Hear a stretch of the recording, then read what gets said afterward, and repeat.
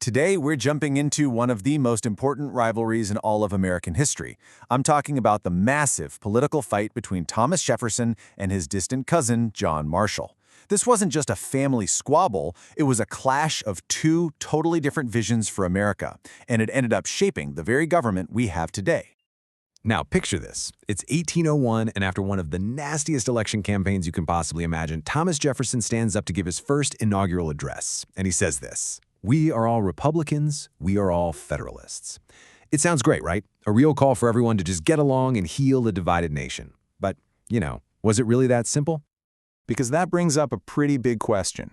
If everybody was really on the same team, why did that election push the brand new United States right to the edge of collapse? Well, the answer is tangled up in the nation's very first constitutional crisis. Yeah, this was not just another election. The whole thing was so chaotic and bitter that it really became the country's first big test. Could this new republic actually survive its own politics? See, despite George Washington's warnings to avoid them, two political parties had popped up with completely different blueprints for the country. You had the Federalists, kind of the team of Alexander Hamilton. They wanted a strong, centralized government, to be buddies with Britain, and to build an economy around factories and industry. And then you had Jefferson's Democratic Republicans. They were all about states' rights, they were sympathetic to revolutionary France, and they believed the heart and soul of America was its farmers. So, when the votes were finally counted, the result was a complete shock. Because of a weird quirk in the Constitution back then, Jefferson ended up tied with his own running mate, Aaron Burr. 73 electoral votes each. This wasn't just a squeaker of an election, it was a total constitutional mess. So the whole thing gets tossed to the House of Representatives to sort out. And here's where it gets really crazy. The Federalists, Jefferson's biggest enemies, were the ones who would decide the winner. For days, they were deadlocked. And then, in the biggest twist, Alexander Hamilton steps in.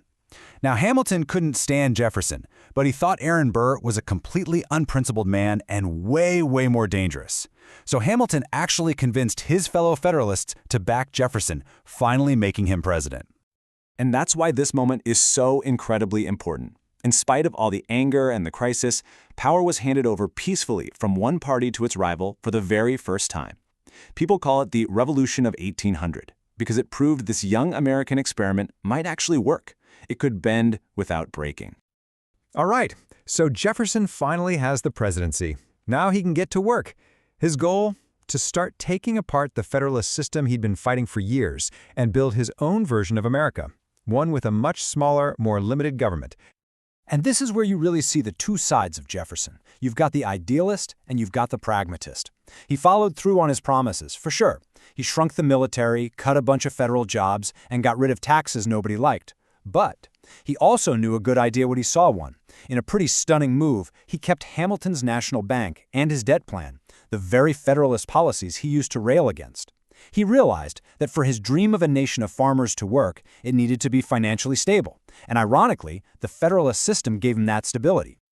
But Jefferson's presidency was about to be defined by something huge, an opportunity so massive it would make him rethink some of his most fundamental beliefs. And it all kicked off with a crisis. In 1802, Spain, who controlled New Orleans at the time, just shut down the port to all American ships. This was a complete disaster. All the crops and goods from the western frontier had to float down the Mississippi and out through that port. Without it, the entire western economy was basically being suffocated.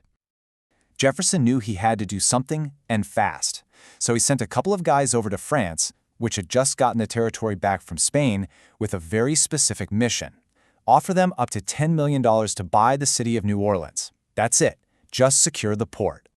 But then, something absolutely wild happened. Napoleon was getting ready for another war in Europe, and he needed cash. So he comes back with a counteroffer. He basically says, forget just New Orleans.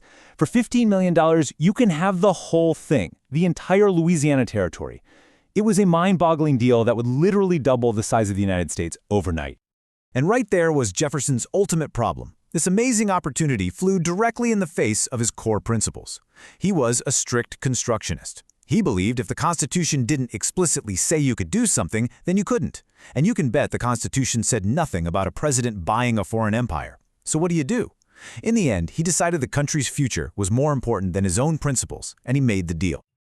So, while Jefferson is busy expanding America's map, his old Federalist rivals are cooking up a counterattack.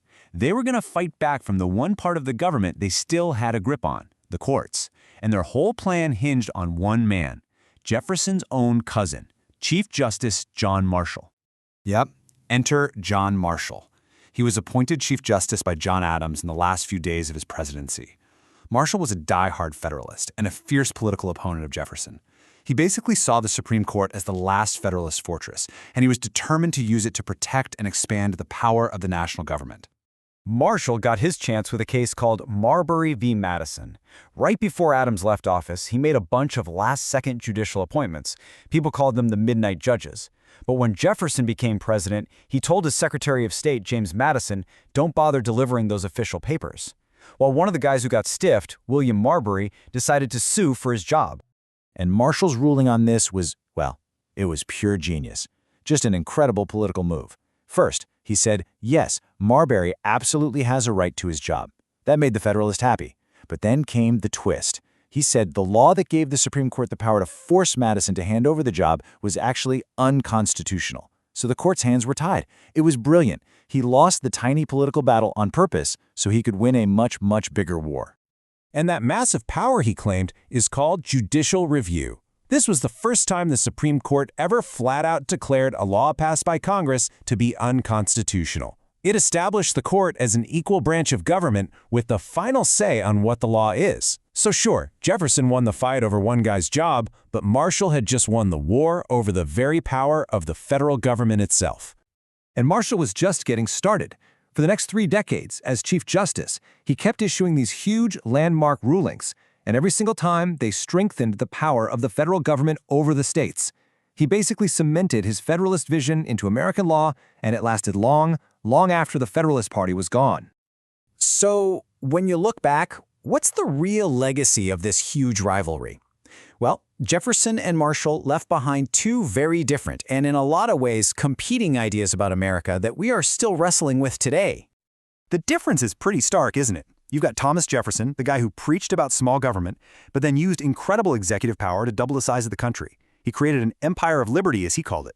And then you have John Marshall, working from inside the quiet Supreme Court, building a powerful, centralized government strong enough to rule that giant new nation.